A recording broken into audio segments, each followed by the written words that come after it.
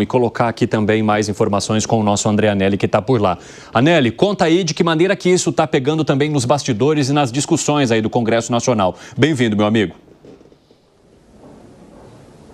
Sim, Evandro, muito obrigado. Boa tarde a você, boa tarde a todos aqui no 3 em 1 da Jovem Pan.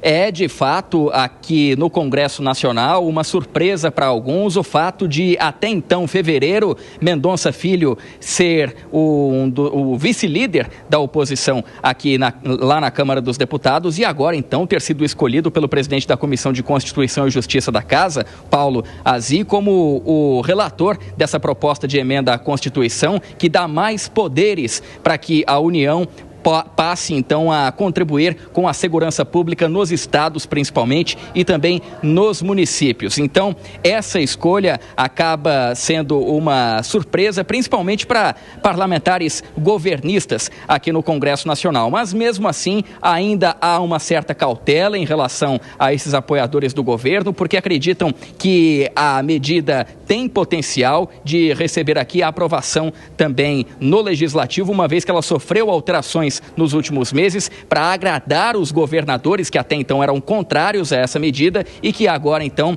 alguns deles, a grande maioria até inclusive, passa a apoiar essa medida que prevê, entre outras questões, aumentar o poder da Polícia Federal para que ela passe a investigar também questões relacionadas a milícias e crimes ambientais. Hoje, esses crimes, eles já são investigados pela Polícia Federal, mas apenas quando há a federalização do caso. Também questões relacionadas ao aumento da atuação da Polícia Rodoviária Federal, que passaria a ser uma espécie de Polícia Viária Federal, praticando o policiamento não só nas rodovias, mas também nas ferrovias e nas hidrovias e, principalmente, fazer com que a União, ainda por conta dessa medida da proposta de emenda à Constituição do governo federal, apresentada pelo governo federal, que a União possa, então, padronizar questões relacionadas a protocolos e também diretrizes para fazer com que, por exemplo, os boletins de ocorrência sejam iguais de um estado para o outro e, assim, questões relacionadas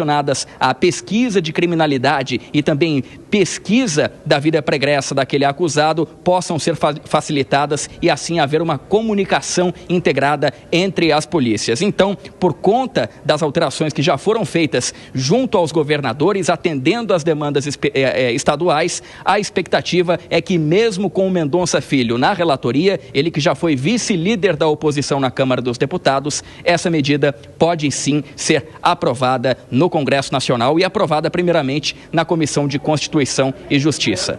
Evandro. Obrigado, viu, Anelli? Um bom trabalho para você. Ô, Alangani, há uma questão interessante quando nós olhamos também para um vice-líder da oposição que está fazendo a relatoria de um projeto que é muito importante para o governo, porque se você tem uma visão totalmente alinhada aos governistas para essa proposta, é como se você passasse de maneira direta aquilo que é importante apenas para o governo federal. Se o Mendonça Filho utilizar o trabalho que tem na oposição para olhar de maneira crítica para esse projeto e melhorar a partir da discussão, que também é importante para esse grupo, que, aliás, tem muito mais facilidade de falar de segurança pública do que os governistas, a gente poderia chegar a uma proposta que seja ideal para o país. Como é que você avalia?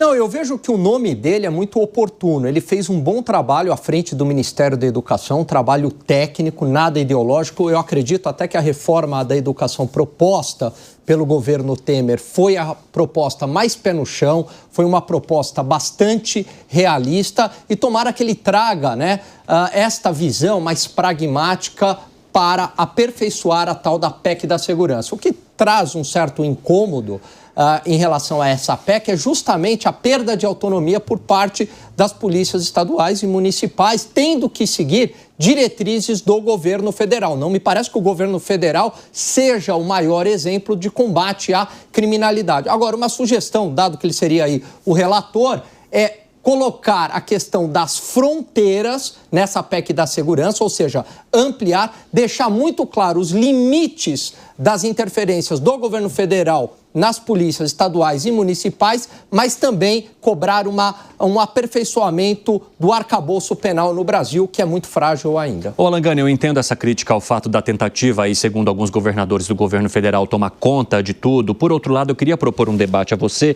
que é o fato de que muitas facções criminosas que hoje se tornaram o maior problema do Brasil atuarem em mais de um estado. Ou seja, o fato delas extrapolarem as divisas de vários estados faz com que a atuação de alguns governadores fique limitada. Então, como é que o Tarcísio de Freitas, que tem como um dos principais desafios o PCC aqui, vai lidar com o PCC em outras regiões, inclusive da América Latina e em outros países do mundo? Neste caso, não haveria necessidade, de fato, de um envolvimento maior do governo federal para olhar de maneira mais ampla para o território aqui e também em parceria com outros países que também tenham a atuação dessas facções? Aí tudo bem, porque daí a gente pode estar falando de crimes na esfera federal, e aí é competência da própria Polícia Federal. Então, se a gente falar em crimes de lavagem de dinheiro, né, crimes com atuação internacional, crimes de contrabando de drogas e de armas que passam pela fronteira, aí faz todo sentido.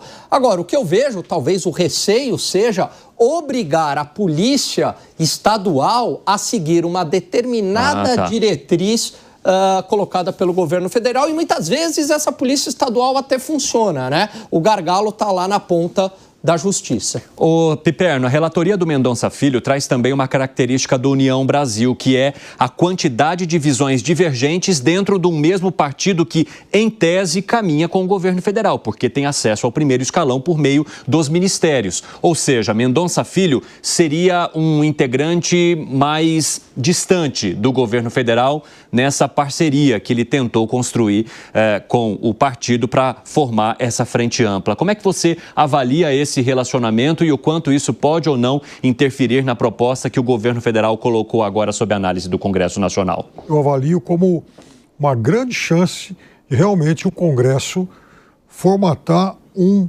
ótimo projeto para a segurança pública. Esse é um tema no qual o Brasil inteiro peca. Não existe nenhuma boa política de segurança em estado algum do Brasil.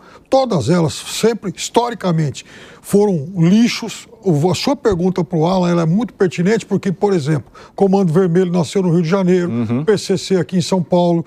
Hoje há várias facções que surgiram no norte do país e vão se espalhando. Então a gente vive uma situação de metástase. Mas, ô Piperno, existem estados onde o índice de criminalidade, de homicídios, é muito menor do que outros. Sei lá, se você comparar Santa Catarina com a Bahia, por exemplo, Santa Catarina é muito mais baixo do que a Bahia. Sim, o que não quer dizer que tenha uma boa política de segurança. O que isso quer dizer é melhor, que a outra... O fato de ser melhor não significa boa. Aqui, São Paulo tem indicadores melhores do que os de muitos estados e se mata em qualquer lugar da cidade. É uma porcaria também, né? O crime e o PCC tem como origem o estado de São Paulo. Então sai de São Paulo para o resto do país. Quer dizer, então, veja, aqui eles dizem que operam até empresa de ônibus, né? Isso está sob investigação, mas enfim. Então o fato é que não se acertou política de segurança pública jamais na história do Brasil. Então, o Congresso, com as suas múltiplas visões, tem agora a possibilidade de formatar, de fato, um grande projeto. Então abriu-se a oportunidade. Eu não tenho a menor ideia do que é que vai sair de lá. E acho até que o deputado Mendonça Filho, um ferrenho opositor do governo, é um bom nome. Ele não é de nenhuma bancada fundamentalista. Ele é oposicionista. Tem todo o direito disso. Agora, ele não vai ser a única visão. Então, tomara que o Congresso aproveite essa oportunidade. Como é que você avalia, Segré? Quando eu ouvi o informe do André Anelli, me pareceu muito oportuno e me pareceu um projeto que, pelo menos nesses títulos, é bom. Me deu a sensação de que o fato de ter, quantas vezes ouvíamos aqui a Felipe Dávila indicar que era importante ter uma inteligência policial compartilhada entre diferentes estados, isso eu acho ótimo. Agora, olha que realidade ilógica nós temos aqui no Brasil, que as torcidas organizadas são uma parte no limite da legalidade de um clube de futebol. O crime organizado representa a ilegalidade em venda de drogas, de um monte de ilícitos.